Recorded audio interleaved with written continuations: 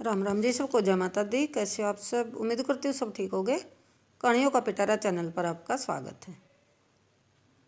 मेरे चैनल पर आपको हिंदी और हरियाणवी दोनों भाषा में कहानियाँ सुनने को मिलेंगी। तो आज की मेरी हिंदी भाषा में कहानी है और कहानी का नाम है होली की मिठास। 27 महिलाओं का एक समूह था।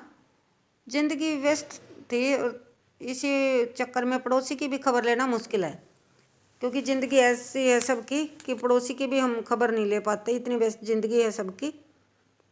तो इसीलिए सब ने तय किया कि 15 दिन में एक बार ज़रूर मिलेंगे, जिससे सभी के हाल चाल जान सकें और मिल सके। यह मेल जोल चलता रहे, बढ़ता रहे। इसके लिए सभी ने एक व्यवस्था तय की। त्यौहार के अलावा सामान्य दिनों में चाय कॉफ़ी या नींबू पानी के अलावा कोई कुछ नहीं बनाएगा। सभी एक दूसरे के हालचाल में व्यस्त रहे, ना कि खाने खिलाने में। आज निशा जी के यहाँ सभी इकट्ठे हुए थे।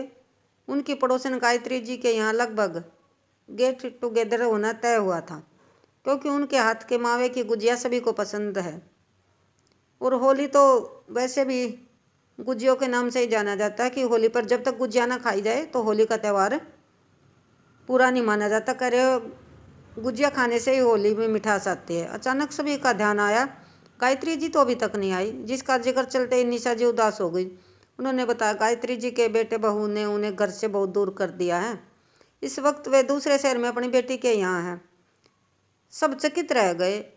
4-5 दिन पहले की बात है। किसी का ध्यान इस ओर नहीं गया कि ऐसा भी हो सकता है। किसी ने सोचा भी नहीं था। अब सबकी चर्चा का विषय गायत्री जी और उनका परिवार हो गया था।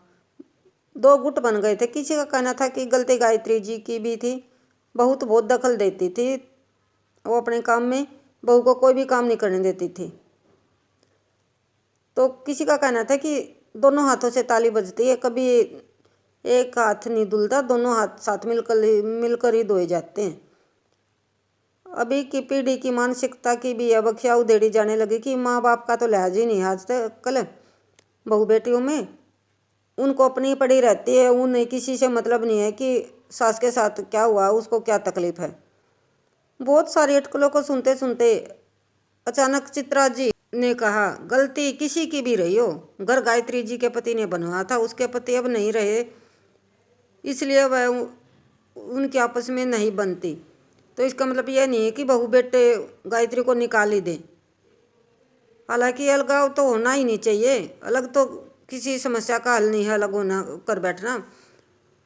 हमें समस्या पर चर्चा नहीं करनी है, समाधान भी खोजना चाहिए। आज यह उनके साथ हुआ है, कल किसी के भी साथ हो सकता है।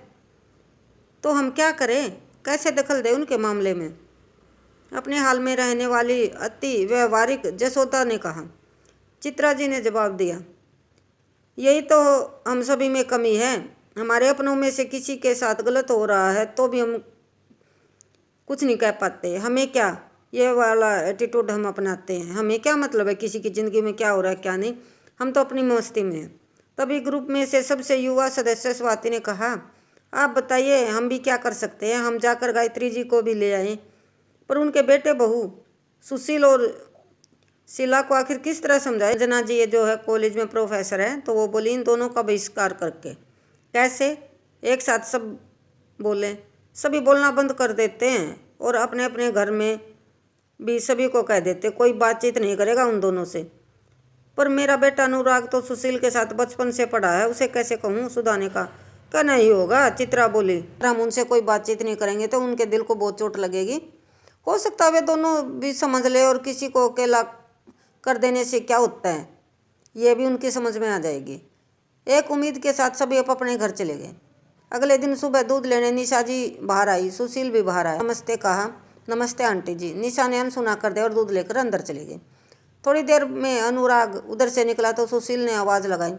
अनुराग ने भी उसे देखकर अनदेखा किया और आगे बढ़ गया। सुशील जो है चकित रह गया। वह सोच ही रहा था कि शीला बाहर आई, तभी सामने वाले अंकल बाहर निकले, सब्जी लाने लगे। उन दोनों ने अंकल को नमस्ते किया तो उन्होंने भी मुंह फेर लिया। शाम तक सुशील और शीला समझ गए कि कॉलोनी वालों की मिली भगत है, वो हम सब से नाराज़ हैं, और उन्होंने सब ने मिलकर कॉलोनी वालों ने हमारा बहिष्कार कर दिया है। जवाब उन्हें पता था। इस बात का जवाब उन्हें भी पता था। 3 दिन बाद सुबह सुबह जब निशा जी दूध लेने बाहर आई, देखा गायत्री जी भी पतीला लेकर बाहर आई। तो गायत्री जी ने कहा, आप सबकी वजह से मेरे जीवन में यह बड़ी वापसी हुई है कि मैं अपने घर आ पाई। आप सब ने जो मेरे बेटे बहू के साथ बर्ताव किया, उन्हें अनदेखा किया, उनकी समझ में आ गया कि अकेला रहना क्या होता है। कल ही बेटा बहू आए थे और मुझे लेवा लाए। चित्रा जी टहल रही थी, उन्होंने सबको बताया। निशा जी ने कहा, हमने तो होली की गुजिया खाने के लिए यह सब किया। हर बार की तरह हम आपके हाथ की होली की गुजिया खाने आएंगे और आपके यहाँ ही मुँह मीठा करेंगे। गायत्री ने नम आंखों से कहा, मैं तो सिर्फ मुँह मीठा कराती थी, आप सब ने तो मेरे परिवार के जीवन में ही मिठास भर दी। तो हमें जो है आजकल की जो पीढ़ी है उनको भी ये नहीं सोचना चाहिए कि माँ बाप हैं, भाई चलो बाप ना है किसी कारण से माँ है, माँ ना है बाप है, दोनों है तो बहुत अच्छी बात है। उनका हमें आदर सम्मान करना चाहिए, ना कि उनको हम घर से निकाल दें। अगर हम बड़े बूढ़े घर में दखल करते हैं तो उसमें भी उनकी भलाई छुपी होती है। वो सोचते हैं कि हमारे घर में जो है प्यार प्रेम बना रहे, किसी के बाहर वालों की जो है दखल अंदाजी ना हो। और वो जो घर के बड़े बूढ़े वो एक तरह से बड़े वृक्ष का काम करते हैं। घर में कोई अच्छा बुरा होता है तो उन्हीं के सिर पे आता है। तो आपको कहानी कैसी लगी कमेंट करके बताएं, और अगर आपको कहानी अच्छी लगती है तो प्लीज़ चैनल को सब्सक्राइब ज़रूर करें बेल आइकन के साथ, जिससे कि आने वाली वीडियो आप तक पहुंच जाए। तो मिलते हैं अगली वीडियो में, तब तक के लिए बाय बाय, टेक केयर।